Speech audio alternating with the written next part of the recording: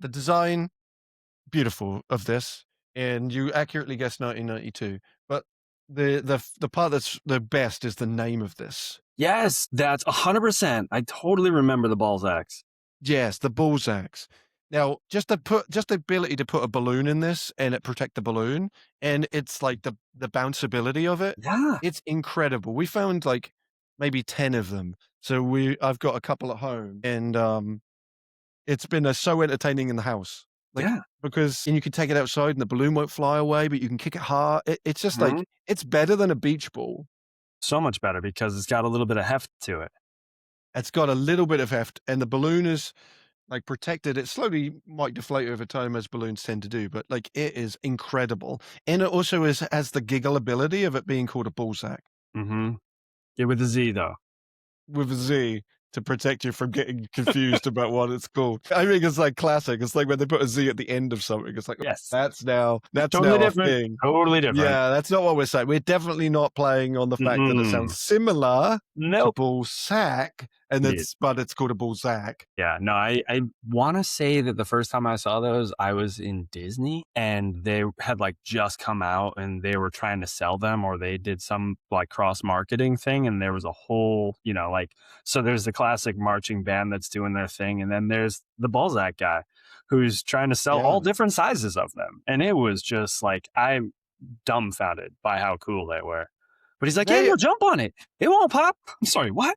I could jump on this ball sack and it won't pop. It honestly, it just like it's just it's got inherent joke, but also it's a really crazy good tool, and Yeah. they don't exist. I've looked, No. like, I it's think they had gone. a tiny redux because I tried to find them. We had like an old one that got destroyed with chipmunks or whatever at the last place. Mm. And I think I tried to look them up and there was a tiny window. Somebody picked them up for a second and I don't think they could sell them again. So Resonate, if you're listening to this and you know of this product, it's and Right. if you have them and you're willing to send me them, send me your ball sacks because they are great. Or if not, you can keep them and start using them again. But like, what a product! And the patterns is the part that's very eye catching too.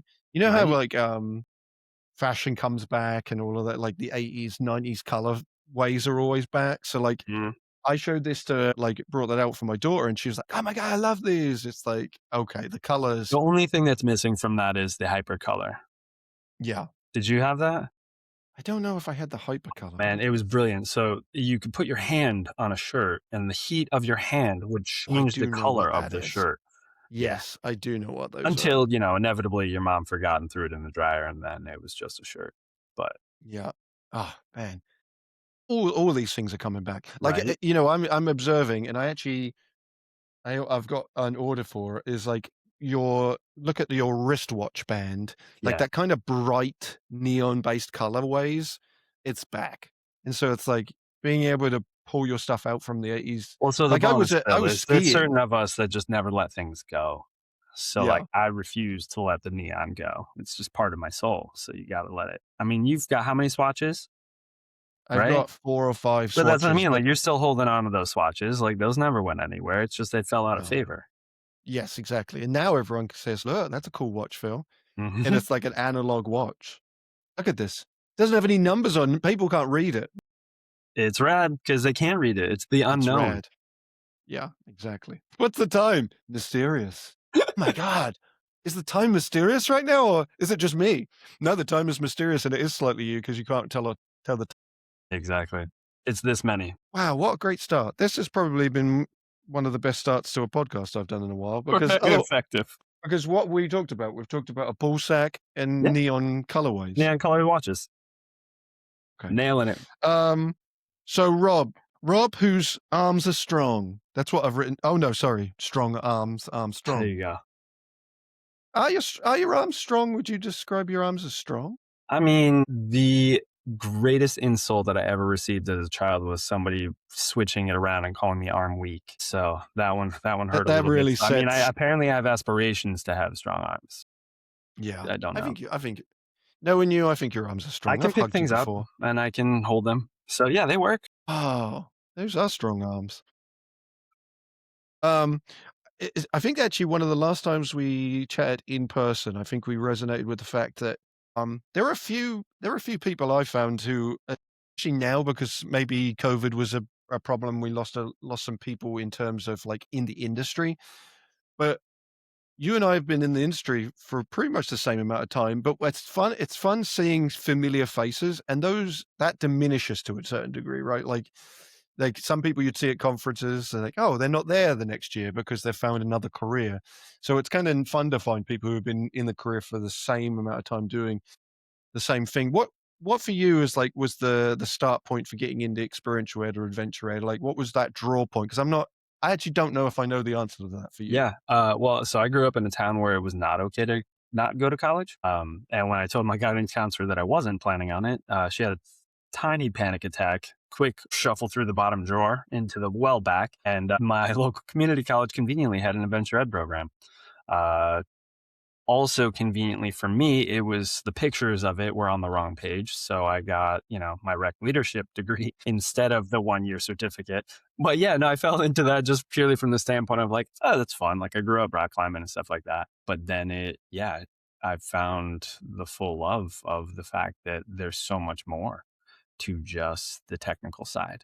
There's the people side, and there's so much flex within it that it's allowed me specifically to not have to do the same thing while doing the same thing. Like this, I'm not doing the same exact thing. I'm able to find flex within my populations or within the activities or the style of play, if you will. So it's been that's helped me to stay in. Plus, I don't fit in a lot of boxes. So to be not forced to sit behind a desk or that has been an absolute gift. Yeah, I think that's something I would often have to remind like students if I work with students, like you don't have to get into the ropes tying knot section, right? Like I think the bigger part of the industry, and that's the reason I get so invested in experiential education, is that it's cross um discipline in a way that like I don't know other things are. Like I can go to teach teachers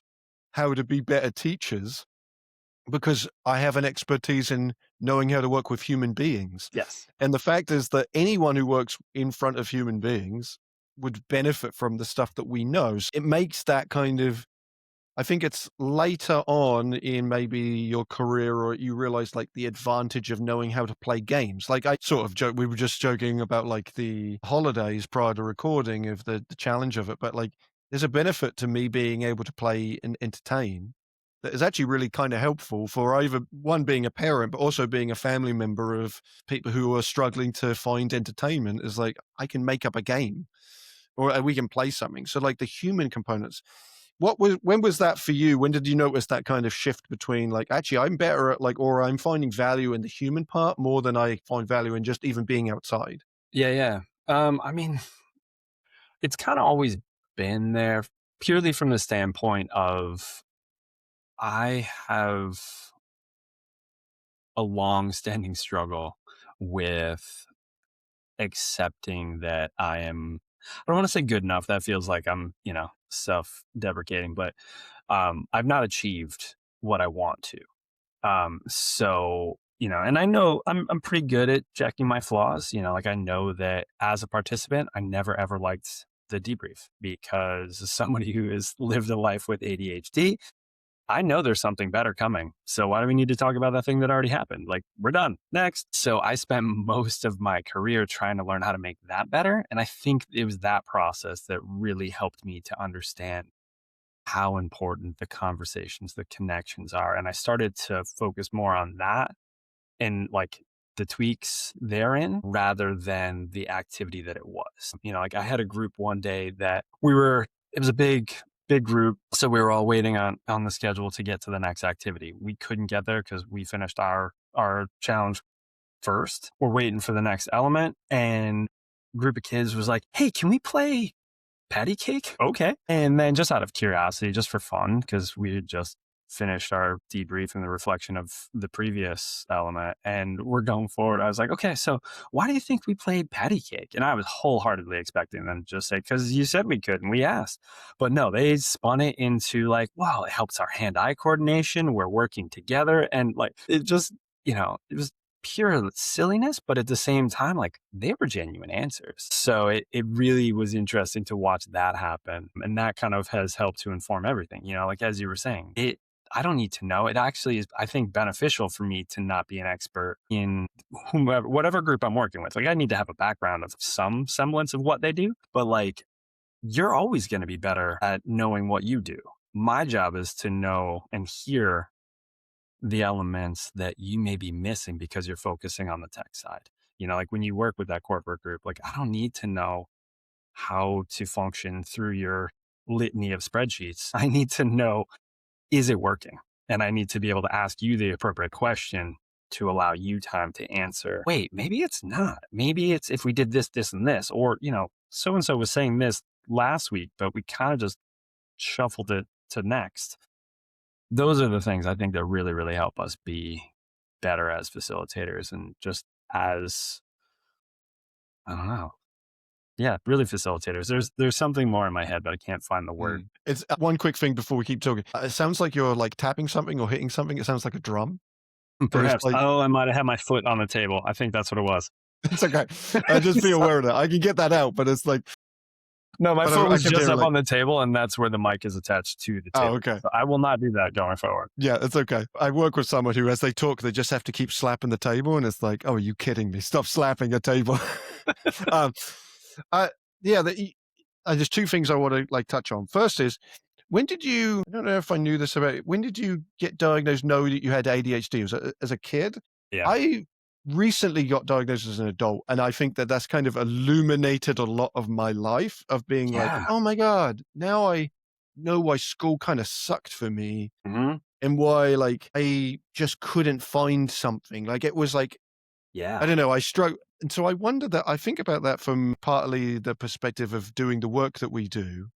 Like knowing that of yourself, how do you think that impacts the way that you interact with people? Has that shifted in a way or like changed the way that you think because you're Yeah. aware of that? No, 100%. And I was lucky enough to be labeled early, like fourth grade, I think. I definitely never, I was that kid who was drumming on everything and just kind of tapping. And I never noticed it. I just kept hearing everybody be annoyed by it.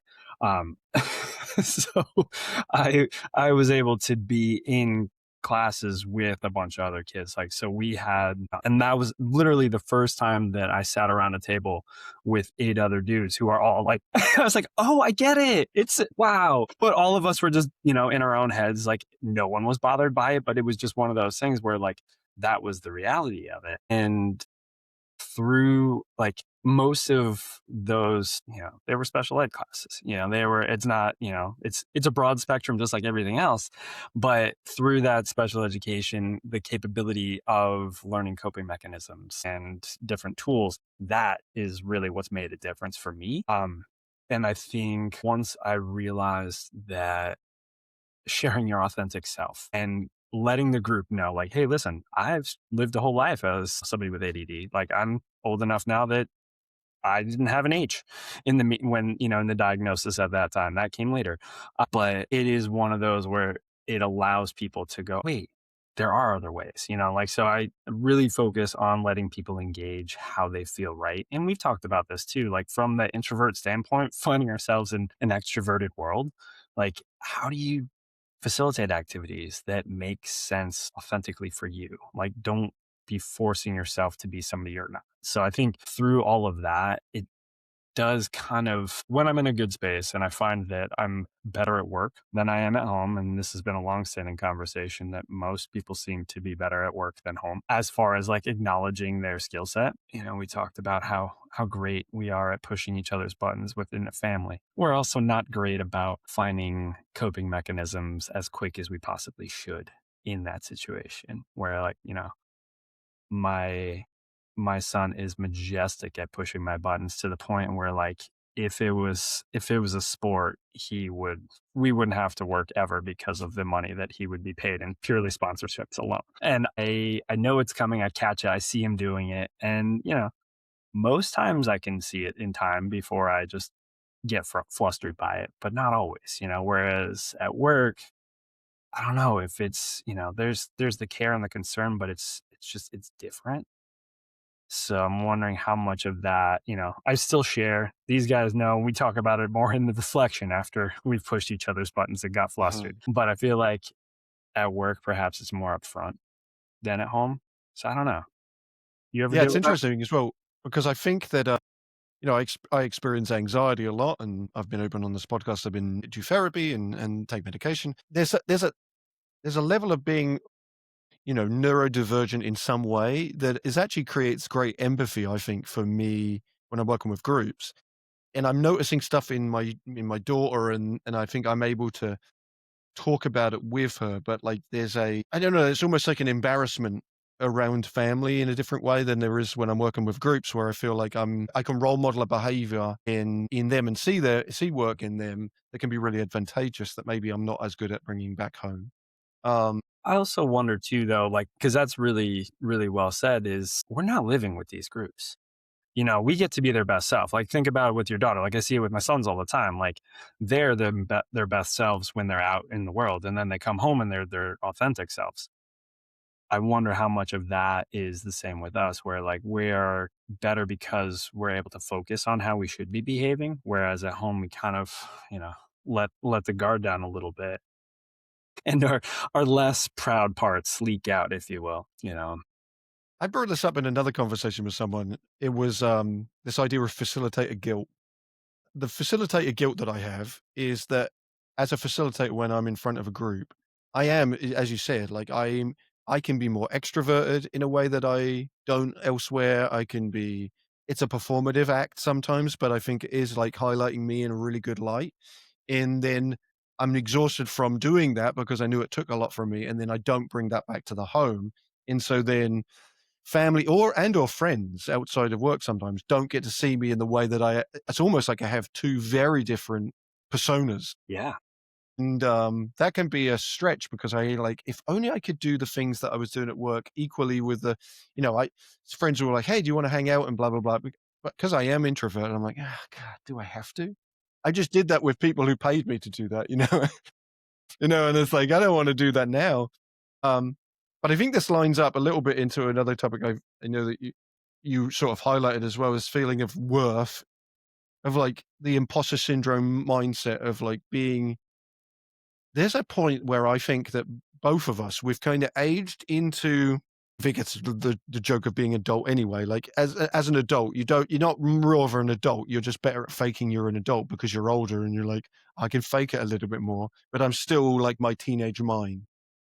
I think professionally, there's that same thing. We feel like maybe we're still at the same point where we might have started, but people are asking stuff of us more because we can add a label of like, I've been doing this 20 years. And it's like, Yeah. oh, 20 years, you must be. Yeah. You And must be it's like, really, I really don't, good at it. You must know and I'm things. still doubting when I'm writing agendas, like I'm still doubting whether or not what I'm doing is right. How is that for you? It's really interesting. And I mean, this is, I think, why we've talked about it and then why I kind of threw it on there, just because it's been so interesting over the years is, yeah, we have aged into that space where there is almost more expected of us purely because we've arrived. But I also wonder, I could talk a lot with the student groups. One of my favorite questions to ask is, clearly I'm older than you. Does that mean that you need to respect me? You don't know who I am. We just met 3 minutes ago. Where is that at? And I always love watching the students. You'll get a couple that are like, and then somebody over is like adamantly shaking their head no. And it's a great conversation to have. And I mean, personally, I think no, just because we're older does not mean that we know more. It does not mean that we have experienced more. I mean, yes, technically we have experienced more and hopefully we do know more, but it doesn't mean that we have necessarily earned the right to share. And I think that's kind of my inner struggle. And yeah, when people ask, sure, hopefully I'm doing a service for them, but it's been that weird transition of, now I have the people whose names are on my bookshelf in my phone and like, consider them my friends, where it like is just such a strange transition to like, apparently now we're there. Apparently we've made it because we've been around for long enough. But I think also one of the things that makes a difference, and I see this with you as well, is we genuinely care. Like we are actively trying to do better and to show up for other people to make and grow this industry and just keep the learning happening because we're living in a rather tumultuous world right now where, empathy is seemingly a dirty word. Being kind to someone is an afterthought, and that doesn't feel right. It doesn't seem like a way that anyone should go through. So how do we keep showing up? Yeah, I guess we do have to take on that role and step in and go, okay, well, yep, I guess I know what I'm doing because I can say something here that I think will add to this rather than just being our natural inverted self where I'm going to hide. Yeah. Somebody else will speak. It's I was having this realization before as I was thinking about this conversation that, you and I, like, we're of the age now where we're like, is it's just if you look back at the people you looked up to when you first started, they were our age. Yeah. That's the part that is, like, reminding me of, like, "Oh, no, we do have a role to play in, like, supporting a new generation of people coming into the field," because those ages that we were looking up to were that. Like, so I just it's a Well, and hard I thing, mean, and arguably, Phil, you're on my bookshelf. So bonus. yeah, there you go, bonus. But I think, like, yeah, that's I this is what I'm trying to do this year, and I've brought it up to other people who are of that same we were that same generation of, like, no, if we get asked to for questions, like, our response should be to say gratitude at being, like, asked, like, "Oh, thank you for asking," and accept it, like, we should probably step up because it's the Spider-Man quote of "Great power comes great responsibility," but if people do respect what we have to say, then we have a duty to not relinquish to that and rely on the people who are like, "Oh, well, don't talk to them, don't talk to us, talk to them." I mean, But yeah, also, we are too, I of that think age. we've reached that age. We also have the ability to, I mean, honestly, just have the conversation, and that's the thing. It's not like, so for me, that's my preferred, you know, sure, presenting is fun because we get to play games that possibly people don't know yet or haven't seen or have completely forgotten about often and share different thoughts and opinions on them. But just because we said it doesn't mean that it's, anything earth shattering that needs to be like abruptly adopted and or you change everything that you're currently doing. No, like let's have a one-on-one. Let's have a conversation. Let me know what you're doing so that then I can maybe help to support that becomes easier or you're able to build off of that rather than completely trying to just like take on what I've been doing or what you've been doing, so like have that ability to grow an individual or a group rather than here's information. I'm just giving it to you because I know things. I think that's my preferred of really just that one on one. And that's, I think, what I've found myself, especially when I'm facilitating. Like, I totally gravitate to still the small one on one conversations rather than, yes, I'll set up the activity and do a large group, but I'm going to just kind of sit back and watch. And then I'm going to check in one or two people at a time so that it's going there because I want to empower them to speak. I don't want it to be my words all the time. I don't want it to be my opinions. I want it to just be like, oh, yeah, that's really good. Did you share? Or maybe if they need a voice, then I'll be that voice. But I think if we can find a way to empower the next generation of great facilitators and leaders, I think that's my preferred hope. Yeah, and I think I think, unfortunately, I get to train a lot of people, and then but I found absolutely that same value of just the one-to-ones. I was at a conference recently, someone came up and gave me a hug, and I didn't remember exactly them where I trained them, but it was about 6 years ago, and they said, "Oh, you mentioned something to me," and that's the parts that I forget of, like, you think about the bigger scale, like, how do we meet more people? How do we talk to more people? It's like, no, no, no, because the people who value it as, like, the one-to-one conversations are so much more impactful. And I mentioned on the podcast often, like, please reach out. Like, I've had a couple of people who have actually reached out and have had great one-to-one conversations with over Zoom or whatever, and that is far better for me, and that means more to me than, like, well, I'm gonna look up the numbers and how many thousands have listened, or it's just I don't have that connection to people. So it's the one-to-one connections are always gonna be more valuable, and I think we diminish the value of those sometimes for thinking, how do we get more? It doesn't need to be. Think about how we started in the industry. For most part, like, I know for me, it was an individual who came and spoke to me. Like, and I can identify those individuals. And so I think like that's the stuff I'm excited about. How do we do that moving forward? There's a definite through line through everything that we've talked about. So if we take your start, kid who's struggling to maybe to fit in, has some desire for community, found people who did stuff similar to Right. them. All right. Then we had the conversation about yourself and struggling, maybe being the point person, but realizing like I'd rather just have a conversation and help those people. And I just want to express gratitude to you because we we've talked for years, and I and known each other for years, and that kind of throughput of service and support and community has always been really valuable to me. So like having the conversation of like, oh, I'm going to talk to Rob, and there is a reality that, and I'll be honest, like I didn't even think to have you on the podcast, not because I don't know you, but only because like we've known each other so long. It's almost like, oh, I didn't even think of like, wow, I need to have Rob on, because Well, I hit to talk because to we him. just hang out. And that's the thing is we have these brilliant conversations, but at the same time, no, they're not for anyone. They're for us. It's just Yeah, us waxing yeah, poetic on nothing, but yeah. everything all at And once. and my constant envy at your incredible dress sense. It's like, Well, I how mean, do I capture that into a real recorded way? and there it is, Phil, No, right there in your yeah, perfectly mint and hot pink. exactly.